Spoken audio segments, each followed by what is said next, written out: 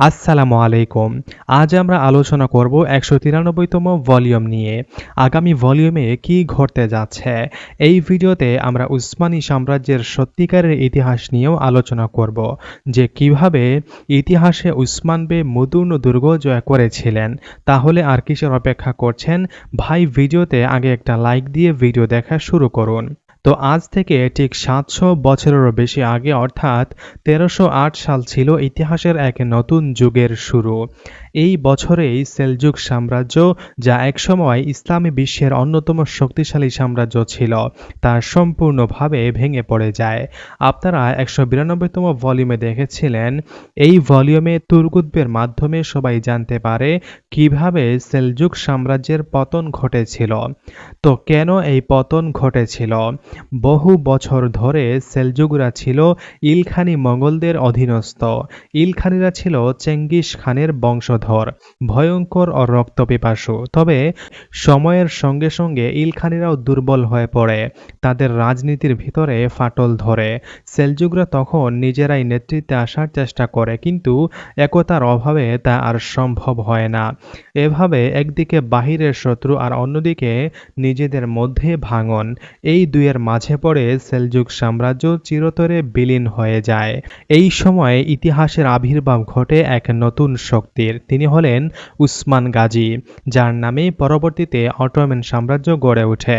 ১৩০৮ সালে তিনি কৌশল ও সাহসিকতার মাধ্যমে মুদুর্ন নামক একটি গুরুত্বপূর্ণ অঞ্চল জয় করেন। মুদুর্ন ছিল কাস্তামনু ও আনাতোলিয়ার মধ্যবর্তী একটি কৌশলগত স্থান। এটি বিজয়ের মানেই আশেপাশের খ্রিস্টান দুর্গগুলো যাতে চাপে পড়ে যায়। তো কিভাবে উসমান বে মুদুর্ন দুর্গ জয় করেছিলেন? ইতিহাসের কিছু তথ্য বলছে উসমান বে প্রথমে আশেপাশের গোত্র প্রধানদের সঙ্গে আলোচনা করেন, তাদেরকে এই যুদ্ধে অংশ নেওয়ার আহ্বান করেন। এতে তারা উসমান বে পিছনে এসে দাঁড়ায়। আমরা কিন্তু ভলিউমে ইতিমধ্যে তা দেখতে পেয়েছি। তুর্গুত বে আশেপাশের বসতির বৃদ্ধ নেকড়েদের উসমান বের দলে যোগ করেছেন। তো তারপর তিনি মুদুর্নের পাশে গোপন একটি শিবির স্থাপন করেন, মানে যুদ্ধ ঘাঁটি স্থাপন করেন। রাতের বেলা ছোট ছোট দলে ভাগ হয়ে তারা দুর্গের আশেপাশে আক্রমণ চালাতো। শত্রুরা কিছু বুঝে ওঠার আগেই দুর্গের ভিতরের গুপ্তচর দুর্গের ফটক খুলে দেয়। তা কিন্তু আমরা ট্রেইলারে ইতিমধ্যেই দেখতে পেয়েছি। উসমান বে কৌশলেই বুরান বে ও তুরাহান বেকে দুর্গের ভিতরে পাঠিয়ে দিয়েছেন। এবার কিন্তু সিরিজ পুরোপুরি ইতিহাস অনুযায়ী এগিয়ে যাচ্ছে।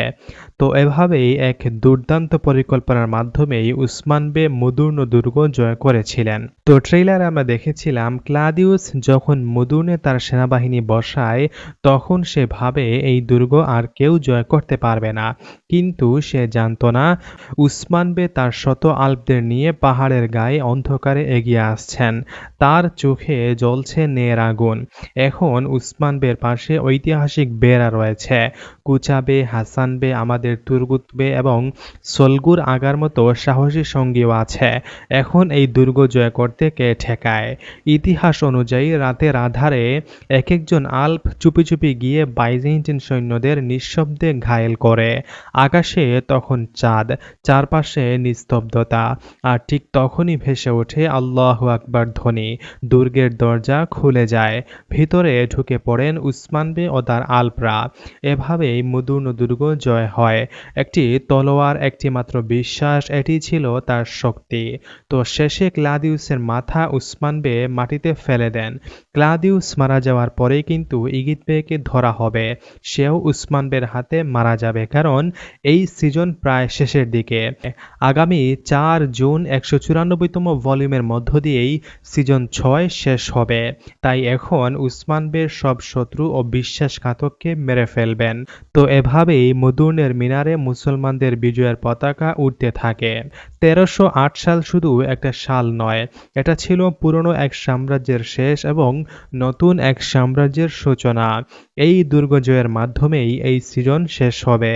এরপর নতুন সিজনে এক নতুন অধ্যায় নিয়ে শুরু হবে, যেখানে বুরুসা অবরোধের কাহিনী দেখানো হবে। অবশ্যই সেই কাহিনীতে আমাদের অরহান বেও থাকবেন। এটি কিন্তু ৭ম সিজনে দেখা যাবে। উসমান বে সেই ইতিহাসের এক মহান যোদ্ধা, যার শুরু করা পথ ধরেই আজকের বিশাল তুর্কি ইতিহাস গড়ে উঠেছে। তো আপনি কি ভাবছেন, এই সিরিজ কি এখন সত্যি ঐতিহাসিক ঘটনার প্রতিফলন হচ্ছে?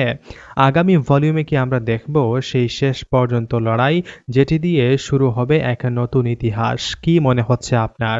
কমেন্টে আপনার মূল্যবান মতামত জানাতে কিন্তু ভুলবেন না। তো আজকের এই ভিডিওটি ভালো লাগলে অবশ্যই একটা লাইক, চ্যানেলটি সাবস্ক্রাইব করে পাশে থাকবেন। দেখা হচ্ছে নতুন কোনো বিশ্লেষণমূলক ভিডিওতে। সেই পর্যন্ত সবাই ভালো থাকবেন, সুস্থ থাকবেন। আল্লাহ হাফেজ।